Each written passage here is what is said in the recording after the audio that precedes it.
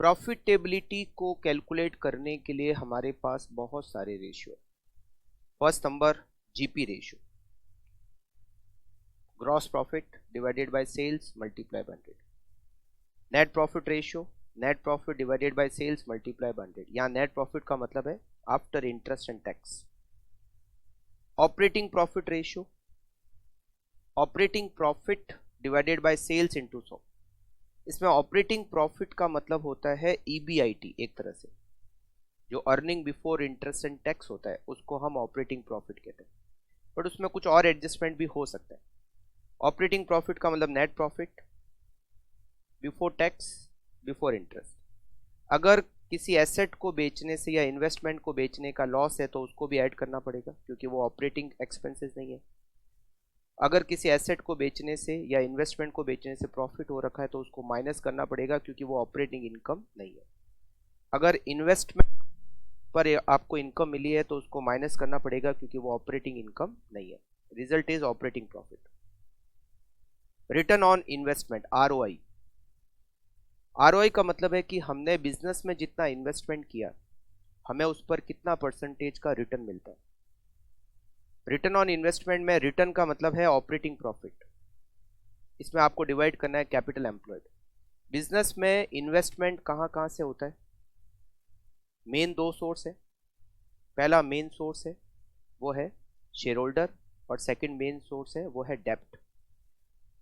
तो share holder और डेप्ट, इनसे जितना भी हमने पैसा कलेक्ट किया है वो सब हम इंक्लूड करते हैं कैपिटल एम्प्लॉयड में। फॉर्मूला होता है इक्विटी शेयर कैपिटल एम्प्लॉयड को कैलकुलेट करने का तरीका होता है equity share capital plus preference share capital plus reserve and surplus plus debenture plus long term loan. अगर आपने जो पैसा अरेंज किया है अगर उसको कहीं बाहर इन्वेस्ट कर दिया है तो उसको माइनस करना पड़ेगा क्योंकि वो पैसा बिजनेस में इन्वेस्ट नहीं हो रखा है। अगर किया है तो माइनस करना पड़ेगा।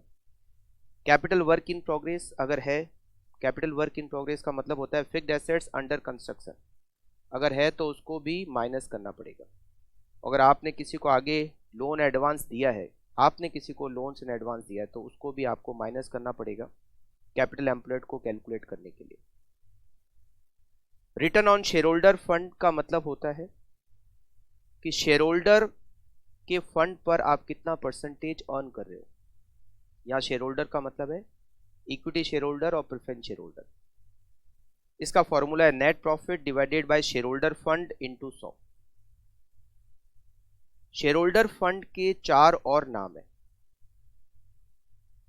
शेयर होल्डर फंड को हम नेट वर्थ भी कहते हैं, शेयर होल्डर फंड को हम इक्विटी भी कहते हैं, शेयर होल्डर फंड को हम ऑनर इक्विटी भी कहते हैं और शेयर होल्डर फंड को हम प्रोप्राइटरी फंड भी कहते हैं।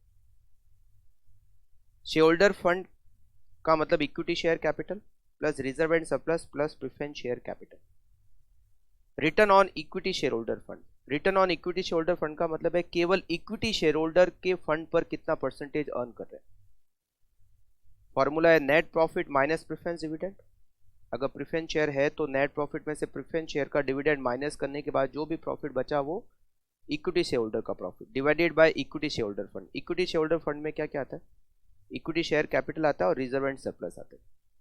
ईपीएस, नेट प्रॉफिट में से प्रेफरेंस डिविडेंड अगर है तो माइनस करो और उसमें नंबर ऑफ इक्विटी शेयर का डिवाइड करो, it is EPS.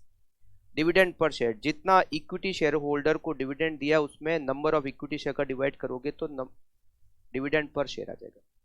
Dividend pay out का मतलब होता है कि आपने अर्निंग में से कितना डिविडेंड दिया है।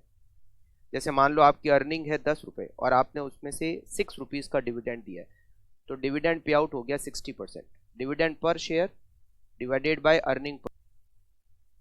डिविडेंड यील्ड, डिविडेंड यील्ड का मतलब है कि आपको जो डिविडेंड मिला और आपने जो इन्वेस्टमेंट किया तो आपको इन्वेस्टमेंट पर कितना परसेंटेज डिविडेंड मिला।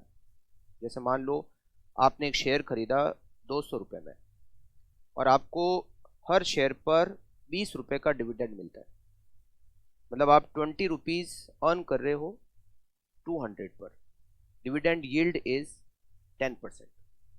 Dividend per share divided by market price per share multiply by 100। Earning yield, ये डिविडेंड पर शेयर की जगह earning per share divided by market price per share into 100। Market value to book value formula होता है market value per share divided by book value per share. जब book value per share का मतलब face value per share नहीं है।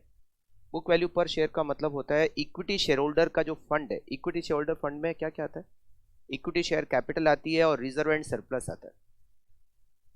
Equity share holder fund में अगर number of equity share का डिवाइड करेंगे, नंबर ऑफ इक्विटी शेयर का डिवाइड करेंगे तो हमें बुक वैल्यू पर शेयर मिल जाएगी। Equity share holder fund divided by number of equity share, result is book value per share. Price earning ratio, PE ratio. Price earning ratio मतलब PE ratio, formula होता है market price per share divided by earning per share.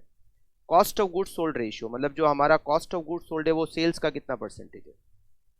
Operating expenses ratio, हमारे जो operating expenses है वो sales का कितना percentage है। और ऑपरेटिंग एक्सपेंसेस का मतलब यहाँ office and selling and distribution expenses है। ऑपरेटिंग रेशियो का मतलब है कॉस्ट ऑफ गुड्स सोल्ड और ऑपरेटिंग एक्सपेंसेस, ये दोनों मिलकर हमारे टोटल ऑपरेटिंग कॉस्ट हो गई। वो सेल्स का कितना परसेंटेज है उसको हम कहते हैं ऑपरेटिंग रेशियो। इन सारे रेशियो में जो ज़्यादा इंपॉर्टेंट है प्रॉफिटेबिलिटी रेशियो में वो GP, NP operating, ROI return on share holder fund और return on equity share holder fund, EPS. ये इससे रिलेटेड क्वेश्चन ज़्यादा आता है।